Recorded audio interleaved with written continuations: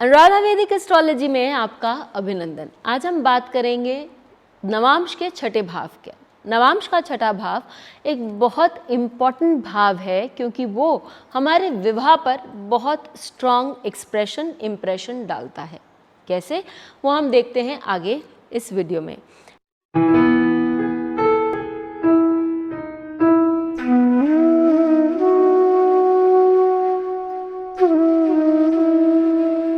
लेकिन उससे पहले आप सबका धन्यवाद कि आपने हमारे YouTube और Spotify चैनल्स को लाइक शेयर सब्सक्राइब किया। यही नहीं, आपने अपने सुझाव, अपने कमेंट्स लिखे, और यदि आपने हमें लाइक शेयर सब्सक्राइब नहीं किया है तो याद से करिए और बेल आइकन भी याद से दबाइए ताकि आपको अपडेट्स निरंतर मिलते रहें। नवांश एक ऐसा वर्ग चार्ट है जिससे हम बहुत कुछ देख सकते हैं, बहुत सारी बातें जान सकते हैं कि कोई भी ग्रह उसका जो स्ट्रेंथ है, उसकी जो खूबियां हैं वो क्या हैं, क्या वो अपने रिजल्ट्स पूरी तरह से देगा या अपने रिजल्ट्स पूरी तरह से नहीं देगा, क्या वो खराब रिजल्ट्स देगा, क्या वो अच्छे रिजल्ट्स देगा। ये सारी चीज़ें हम नवांश में देखकर, ग्रह की पोजीशन देखकर बता सकते हैं। व्यक्ति का अध्यात्म, उसके बारे में हम बात कर सकते हैं। तो बहुत सारी चीज़ें हैं जो हम नवांश से ही देखकर बहुत अच्छे से बता सकते हैं। जब हम विवाह की बात करते हैं तो भी नवांश कुंडली बहुत इंपॉर्टेंट होती है, क्योंकि यदि हम केवल D1 पकड़ते हैं और नवांश की कुंडली नहीं देखते हैं तो विवाह के ऊपर एक सटीक टिप्पणी करना बहुत मुश्किल हो जाता है। नवांश का यहाँ बहुत स्ट्रॉन्ग एसोसिएशन है। तो हम आज जो बात कर रहे हैं वो छठे भाव की बात कर रहे हैं। छठा भाव किसी भी कुंडली का बहुत इंपॉर्टेंट होता है क्योंकि उसको प्रारब्ध का भाव बोला जाता है, लेकिन उसके साथ उसके गुड एसोसिएशंस भी होते हैं, वो हम किसी और वीडियो में डिस्कस करेंगे। आज हम जब मैरिज के बारे में बात कर रहे हैं तो हम छठे भाव को इम्पोर्टेंस क्यों दे रहे हैं।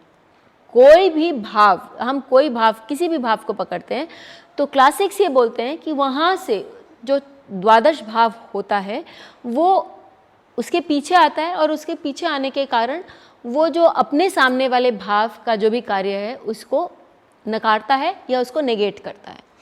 सप्तम भाव से द्वादश भाव छठा भाव है। सप्तम भाव मैरिज का भाव है, और जब D9 में देख रहे हैं तो वो बहुत इंपॉर्टेंस ले रहा है।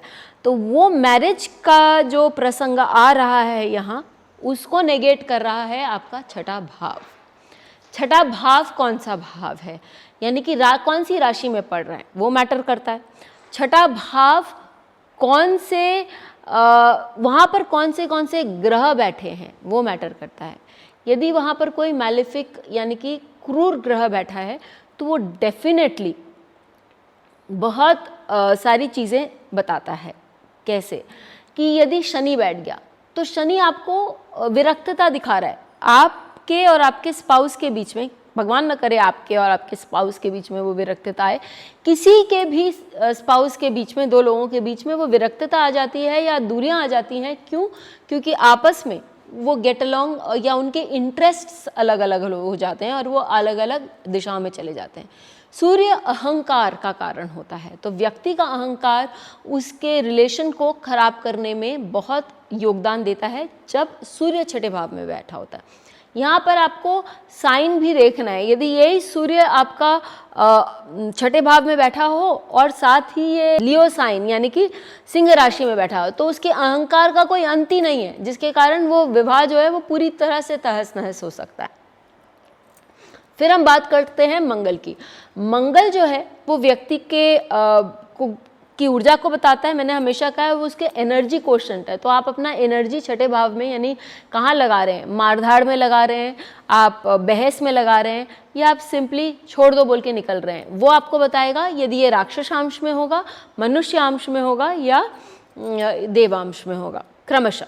मंगल आपको लड़ाई झगड़ा अलग अलग तरह की कि भाई वो फिजिकल अब्यूज़ हो रहा है कि वर्बल अब्यूज़ हो रहा है, वो किस तरह से हो रहा है। और साथ जब हम बात कर रहे हैं राहु की, तो राहु आपको चीटिंग दिखाता है कि स्पाउस ने चीटिंग करी है जिसके कारण आपके रिलेशंस अलग अलग हो गए हैं। केतु आपको डिसइंटरेस्ट दिखा रहा है एकदम different kind of a spouse दे रहा है, कोई ऑब्सेसिव स्पाउस दे रहा है, तो वो उसके कारण भी व्यक्ति वहाँ से अलग हो सकता है। तो इस के लिए हम एक उदाहरण ले लेते हैं। अब देखिए, जैसे मैंने आपको बोला कि आपको साइन भी देखना बहुत ज़रूरी है। यहाँ छठे भाव का या नवांश कुंडली ही मैंने ली है इस व्यक्ति की, और आप देखिए कि इनका जो सूर्य है वो छठे भाव में बैठा हुआ है।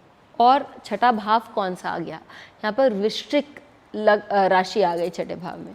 एक तो इस व्यक्ति का ईगो, लार्जर देन लाइफ जिसको हम बोलेंगे, वो था, और साथ ही वो बहुत चीटिंग भी करते थे अपने स्पाउस के साथ। मतलब जितने बार भी इनकी का विवाह हुआ या ये रिलेशनशिप में गए, इनके आउटसाइड इंटरेस्ट्स, लव इंटरेस्ट्स बहुत रहे, जिनके कारण इनका विवाह या रिलेशनशिप सस्टेन नहीं किया। और वो तो था ही, साथ ही उनका अपना जो ईगो था वो एक मेजर इशू था उनके लाइफ में प्रॉब्लम्स क्रिएट करने में, उनके रिलेशनशिप में प्रॉब्लम्स क्रिएट करने में। तो जब आप साइन, प्लैनेट, और यदि मैं नक्षत्र भी लेना चाहूँ तो मैं नक्षत्र भी लेके, देखिए यहाँ पर सूर्य जो है वो ज्येष्ठ नक्षत्र में बैठा है। तो वो ज्येष्ठ नक्षत्र क्या देता है? ऑब्वियसली वो बताता है कि लॉट ऑफ प्राइड, अपने ऊपर बहुत दम्भ होना, और साथ में इधर उधर आँख घुमाना या ऐसे इंटरेस्ट होना, तो जिसके कारण उनके कोई रिलेशंस सस्टेन नहीं करें। आप बहुत आसानी से ये सारी चीज़ें प्रेडिक्ट कर सकते हैं यदि आपको डिविजनल चार्ट्स समझ में आए, डिविजनल चार्ट्स पढ़ना आए। यदि आप इसके बारे में और जानकारी चाहते हैं तो हमारे वेबसाइट पे या हमारे व्हाट्सएप पे ज़रूर संपर्क करें। फिर मिलेंगे, तब तक के लिए धन्यवाद। बेल आइकन को दबाएं ताकि आपको वीडियोस की अपडेट मिलती रहे। हमारे वीडियोस को लाइक करें, शेयर करें, उन पर कमेंट करें और हमारे चैनल को सब्सक्राइब करना न भूलें।